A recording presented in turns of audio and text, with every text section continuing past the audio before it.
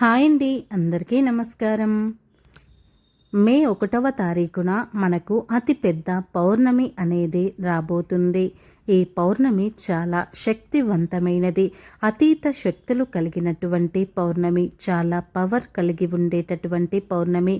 ఈ పౌర్ణమి రోజున గుమ్మానికి ఈ ఒక్కటి కడితే చాలు, మీ ఇంట్లో ఉన్నటువంటి నకారాత్మక శక్తులు తొలగిపోతాయి. మీ ఇంటికి ఉన్నటువంటి దుష్ట పీడలు, నరకన్ను, నరదృష్టి పూర్తిగా కూడా తొలగిపోతాయి అన్నమాట. పౌర్ణమి అంటేనే మనకు లక్ష్మీదేవి ఎంతో ఇష్టపడుతుందన్నమాట. లక్ష్మీదేవికి ఎంతో ఇష్టమైన ఈ రోజున, అంటే పౌర్ణమి రోజున లక్ష్మీదేవి భూలోక సంచారం చేస్తుంది, అంటే భూమిపైన సంచరిస్తూ ఉంటుంది.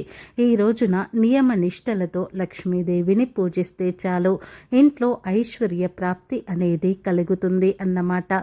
ఈ రోజున లక్ష్మీదేవిని ఎంతో భక్తి శ్రద్ధలతో పూజించాలి. పౌర్ణమి రోజున ఉదయాన్నే లేచి శుచిగా ఇంటిని, వాకిలిని శుభ్రం చేసుకుని ఇంట్లో పసుపు నీళ్లు చల్లుకోవాలి. పసుపు ఏమిటంటే కనుక మన ఇంట్లో ఉన్నటువంటి నెగటివ్ ఎనర్జీని పూర్తిగా కూడా తొలగివేస్తుంది. ఇల్లు తుడిచే నీటిలో చిటికెడు పసుపును వేసి మనము ఇల్లు క్లీన్ కనుక చేసినట్లయితే ఇంట్లో ఉన్నటువంటి చెడు అంతా కూడా తొలగిపోతుంది అన్నమాట. పౌర్ణమి రోజున ఇలా కనుక మీరు చేస్తే కనక వర్షం కురుస్తుంది. లక్ష్మీదేవి మీ ఇంట్లో తిష్ట వేసుకొని కూర్చుంటుంది అన్నమాట.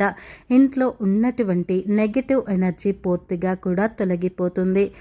ఇక పౌర్ణమి రోజు గుమ్మానికి ఏమి కట్టాలి అనేది తెలుసుకునే ముందు మా చిన్న రిక్వెస్ట్ ఏమిటంటే కనుక ఈ వీడియో మీకు నచ్చితే లైక్ చేయండి, షేర్ చేయండి. కొత్తగా చూస్తున్నట్లయితే తప్పకుండా మా ఛానల్ని సబ్స్క్రైబ్ చేసుకుని మాకు సపోర్ట్ చేయండి. ఎందుకంటే మీ సపోర్ట్ అనేది మాకు ఎంతగానో ఎంకరేజింగ్గా ఉంటుంది.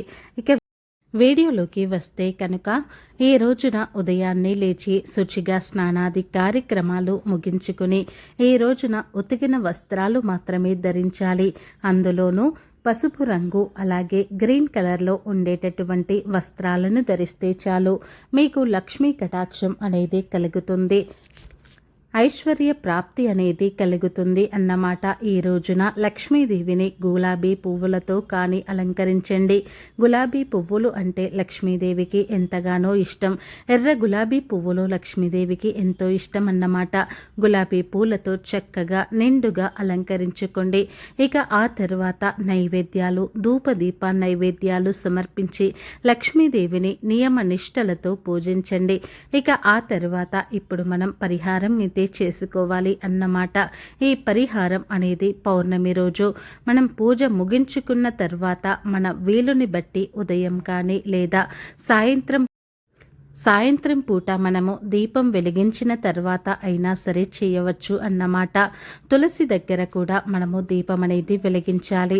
మధ్యాహ్నం పూట చేయకూడదు. ఈ పరిహారం అనేది గుర్తుపెట్టుకోండి. అలాగే ఈ పరిహారానికి పెద్దగా ఖర్చు కూడా చేయాల్సిన అవసరమైతే లేదు. ఈ పరిహారానికి కావలసినవి ముందుగా ఒక ఎర్రని క్లాత్ ఉంటే సరిపోతుంది. ఎర్రని క్లాత్ తీసుకోవాలి. ఎర్రని క్లాత్ తీసుకున్న తర్వాత అందులో కొంచెం అంటే 1/2 టీ స్పూన్ పసుపు, 1/2 టీ స్పూన్ కుంకుమ వేసి ఆ తర్వాత దానిలో పచ్చకర్పూరం ఉంటుంది కదండి, చిన్నగా అంటే చేతితో మెదిపి చిటికెడు పచ్చకర్పూరం కూడా వెయ్యాలి.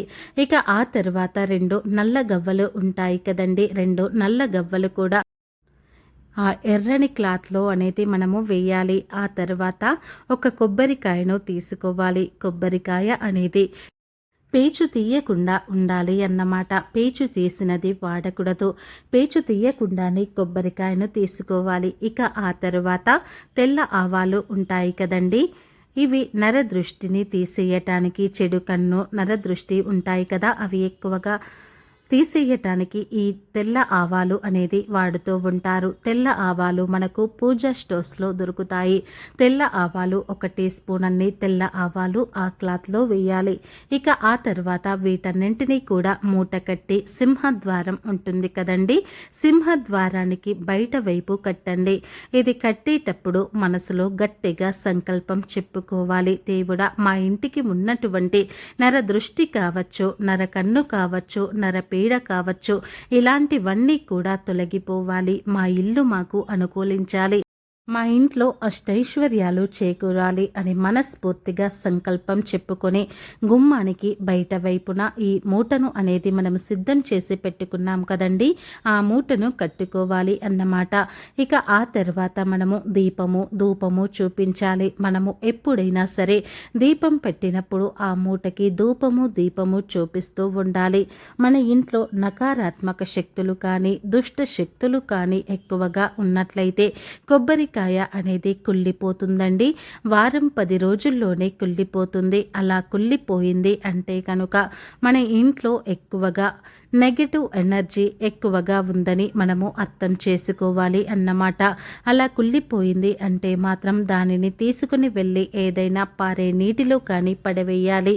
ఆ తర్వాత ఇంటికి వచ్చి కాళ్ళు చేతులు కడుక్కొని ఆ తర్వాత మళ్ళీ తిరిగి వారము తిథి వారము నక్షత్రము బాగున్నప్పుడు మళ్ళీ తిరిగి ఈ మూటను కట్టుకోవాలి అన్నమాట.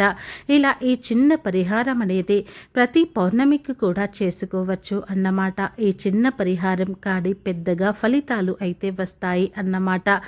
పెద్దగా మనము ఖర్చు చేయాల్సిన అవసరమైతే లేదు అన్నమాట. మనము ఇంట్లో ఈ చిన్న పరిహారాన్ని చేసి మీ ఇల్లు మీకు అనుకూలించేలాగా చేసుకోవాలి. అష్టైశ్వర్యాలను కలిగించేలాగా చేసుకోండి. సో ఫ్రెండ్స్, మరి గుమ్మానికి పౌర్ణమి రోజున ఏమి కట్టాలి అనే విషయాన్ని తెలుసుకున్నారు కదా. మా వీడియో కనుక మీకు నచ్చినట్లయితే లైక్ చేయండి, షేర్ చేయండి. మరిన్ని మంచి వీడియోస్ కోసం మా ఛానల్ని తప్పకుండా సబ్స్క్రైబ్ చేసుకొని మాకు సపోర్ట్ చేయండి. అలాగే ఈ వీడియో మీకు నచ్చితే కామెంట్ బాక్స్లో ఓం లక్ష్మీదేవి నమః అని తప్పకుండా కామెంట్ అయితే చేయండి. ఈ వీడియోని మీరు పూర్తిగా చూసినందుకు ధన్యవాదాలు.